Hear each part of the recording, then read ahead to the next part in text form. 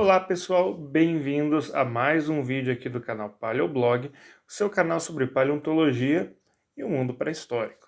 E aqui no nosso primeiro vídeo gravado em 2023, né, eu voltei de férias agora, né, e finalmente eu poderei falar sobre paleontologia de novo, cumprindo uma promessa que eu tinha feito em algum vídeo anterior, que eu realmente não me lembro qual era, que eu vou falar hoje um pouco sobre a história da mãe da paleontologia, a princesa da paleontologia, a coletora de fósseis e paleontóloga Mary Anning, logo após a vinheta.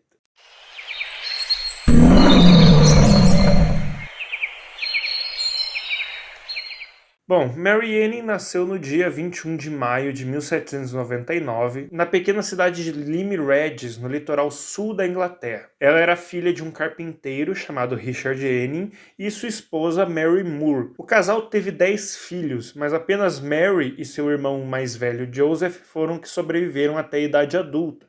Todos os seus outros irmãos, infelizmente, morreram ainda quando eram bebês ou ali na infância ou na juventude. Inclusive a própria Anning quase morreu algumas vezes durante a infância, né?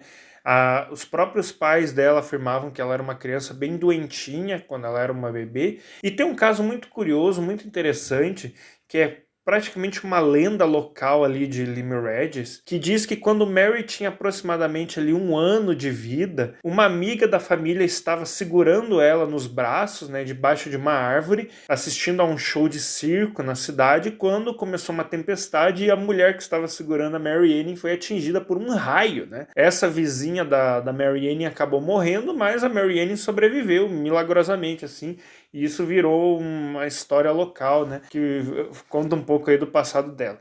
Eu, sinceramente, não sei o quanto disso realmente é verdade ou é lenda, mas é um caso interessante que faz parte ali, né, da mitologia de Lyme Regis acerca da Mary Anning, né? E a família de Mary sempre foi muito pobre. A garota não tinha educação formal e desde cedo teve que trabalhar para ajudar a família. E uma das formas que a família de Mary encontrou para complementar a renda de casa foi a venda de fósseis para turistas. A cidade de Lyme Regis, ela ficava próxima aos paredões rochosos costeiros ricos em fósseis do período Jurássico. Essas rochas faziam parte da formação Blue Lias e datavam de 201 a 198 milhões de anos atrás. E na época a região era um ponto turístico famoso e os fósseis descobertos ali eram curiosidades que os turistas adoravam comprar. Hoje em dia, esse negócio de venda de fósseis, compra de fósseis, ele é bastante problemático, a gente enxerga como bastante problemático. Mas na época a importância dos fósseis ainda não era tão conhecida e a paleontologia ainda, como ciência, ainda estava engatinhando, né? Então os fósseis não eram nada mais do que uma curiosidade. Inclusive, eles carregavam muitos mitos sobrenaturais em cima desses fósseis, né? Por exemplo, uma concha de amonite era, na verdade, uma cobra que foi petrificada e coisas desse tipo, sabe? Então, era uma forma que a família da Mary Anning encontrou para complementar a renda e conseguirem sobreviver, né? E durante a sua juventude, a Mary acompanhava o pai, o irmão e a mãe delas na coleta de fósseis nesses paredões rochosos. E eles vendiam aí fósseis de amonites, de belemnites, vértebras de animais marinhos e restos de outros animais marinhos aí do Jurássico que eles encontravam nessas rochas. Em 1810, porém, o pai de Mary morreu devido aí à tuberculose e também por ter alguns ferimentos de uma queda que ele sofreu nos paredões rochosos alguns anos antes e que lhe causavam muita dor, né? Já ainda tinha deixado ele com algumas sequelas, né?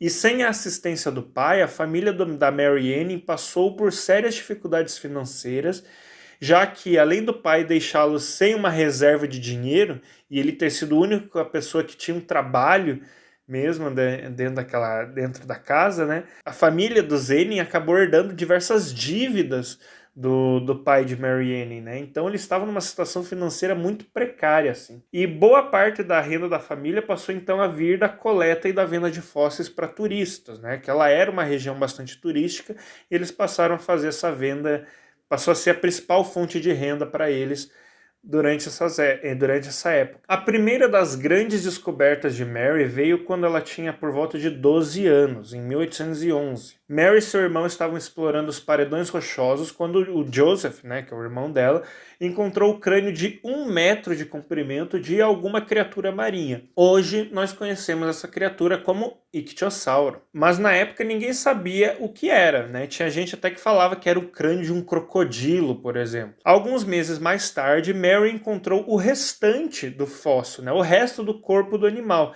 E agora eles tinham em mãos o primeiro fóssil completo de ictiosauro já descoberto na história assim da paleontologia.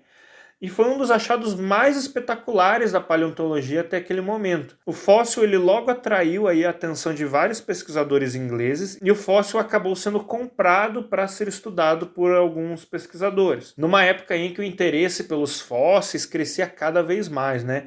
A família de Irving até que fez uma graninha relativamente legal com a venda desse fóssil, né? E o interesse pelos fósseis descobertos por Mary Anning também aumentou, começou a aumentar. E Mary Anning continuou trabalhando aí na coleta de fósseis, e a segunda grande descoberta de Mary Anning veio no início dos anos de 1820, quando Anning ela descobriu o primeiro fóssil completo de plesiosauro, que ela mesma descreveu numa carta que ela escreveu aí anunciando a descoberta. A terceira grande descoberta de Anning veio em 1828, quando ela descobriu o primeiro fóssil do pterossauro Dimorphodon, né, que vocês devem lembrar aí talvez de Jurassic World, né, que na época era apenas o segundo fóssil já descoberto de pterossauro, o outro era o próprio Pterodactylus, né, o que ajudou a confirmar que de fato esses animais eram répteis voadores. E essas são só as 3 mais famosas descobertas de Mary Anning, mas houveram muitas mais, né? Mary Anning fez dezenas de descobertas ao longo da sua vida, como por exemplo a descoberta de várias espécies de peixes fósseis do período Jurássico, e também ela foi muito importante no estudo de coprólitos, né, que são as fezes fossilizadas de animais extintos, né? Ela que começou a identificar os primeiros coprólitos, né, e junto com alguns colegas começou a estudar esse material. E isso é importante. Mary não era uma simples coletora de fósseis que só escavava e vendia esse material. Ela era uma pesquisadora. Mary era pobre e nunca teve uma educação formal, mas ela era uma autodidata fantástica, assim, que conversava com pesquisadores da área, lia muitos livros, inclusive livros que eram de outras pessoas que ela copiava à mão. A Mary, inclusive, coletava animais marinhos mortos na praia e os levava para casa para dissecá-los e estudar sua anatomia. E ela se tornou uma excelente anatomista no processo, estudando tudo praticamente sozinha. Porém, mesmo com todas as suas descobertas, Mary sofria com as consequências da pobreza e de um mundo muito machista.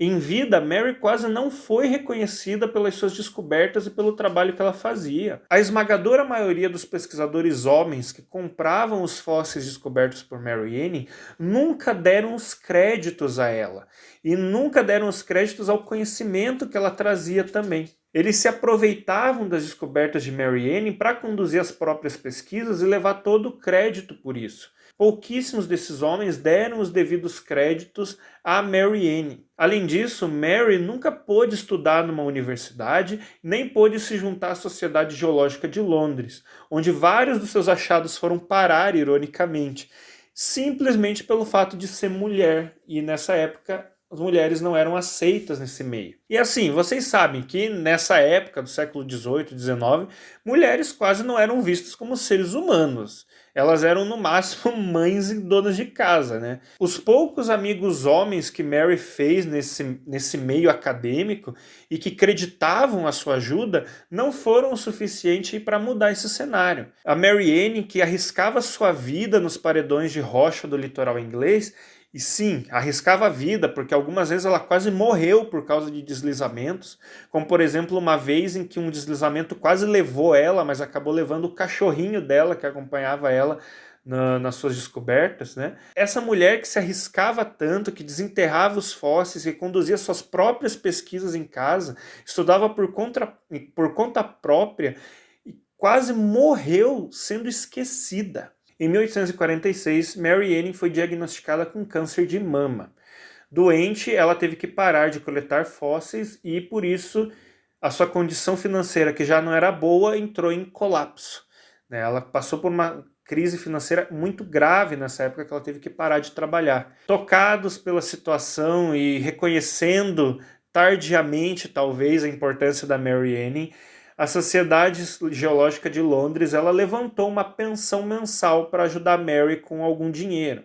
Mary, infelizmente, viria a falecer um ano depois, em 9 de março de 1847, aos 47 anos, em decorrência do câncer. Mary foi enterrada no cemitério da igreja de São Miguel, em Lyme Regis, onde inclusive ganhou um vitral em sua homenagem.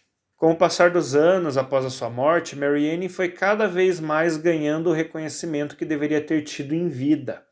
Sua antiga casa e loja foram transformadas no Museu de Lyme Regis e boa parte da cidade ainda mantém diversas homenagens a ela, né?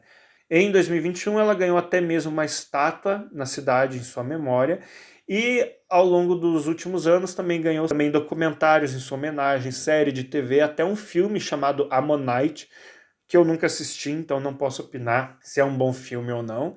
Mas enfim, é uma homenagem a ela. E hoje em dia a Mary Anning ela é conhecida como a mãe da paleontologia ou a princesa da paleontologia, como uma das primeiras paleontólogas de todos os tempos, né?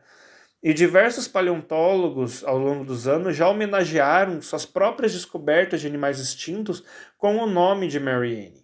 Mary Anning foi uma mulher incrível, determinada e destemida, que fez algumas das descobertas mais importantes da paleontologia quando esta ainda era uma ciência recém-nascida, mas que infelizmente teve um futuro brilhante, escurecido pela pobreza e pelo machismo. É importante nós lembrarmos e reconhecermos todo o trabalho que Mary Anning realizou durante sua vida. E é ainda mais importante lembrar que existem muitas Mary Annings ainda hoje no mundo. Nós ainda vivemos numa sociedade muito machista e patriarcal. Melhor que no século XVIII ou XIX? Sem dúvida nenhuma, mas ainda está muito longe do ideal. E existem diversas paleontólogas, tanto no Brasil como em outras regiões do mundo, que têm as suas asas cortadas aí em meio a uma academia científica ainda muito dominada pelos homens. Paleontólogas que têm trabalhos roubados, impedidos, escarnecidos ou simplesmente desestimulados apenas por serem mulheres. E isso quando elas não passam por situações ainda mais graves, como assédio sexual e até coisas piores, né? Então é imperativo que nós trabalhemos e permitamos que se crie um ambiente em que essas cientistas magníficas possam trabalhar e ajudar a desenvolver a ciência. Elas só têm a acrescentar nessa área, e esse é um trabalho de desconstrução que nós, homens da academia científica, temos que trabalhar, não é? Essas pesquisadoras, elas merecem ser reconhecidas em vida, não apenas na morte, assim como Mary Anning merecia ter sido.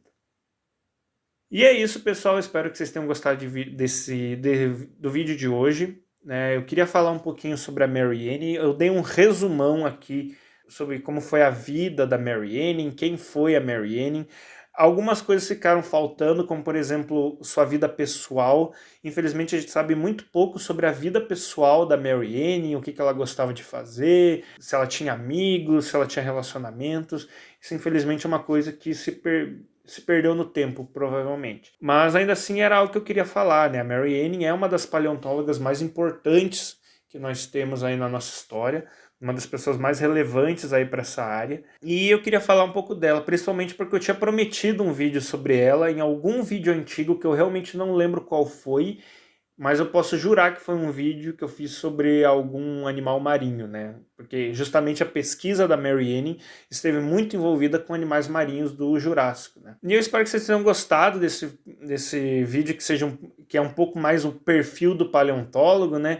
Me digam aí se vocês gostaram desse tipo de vídeo, se vocês querem ver mais vídeos nessa pegada de falar sobre um pesquisador específico aí da área da paleontologia. E não se esqueçam de curtir esse vídeo, comentar aí o que vocês acharam, se inscrever no canal se ainda não foram inscritos, compartilhar esse vídeo com o seu amigo, com o seu familiar, com o seu conhecido, com seus inimigos, com todo mundo que você conhece. E também não se esqueça que o canal do Paleoblog, ele funciona graças à ajuda de vocês. Então se você gosta do meu conteúdo, considere contribuir com qualquer valor com a nossa chave Pix, paleoblogbr@gmail.com, e esse dinheiro eu vou utilizar para manter e quem sabe expandir aqui esse projeto, certo?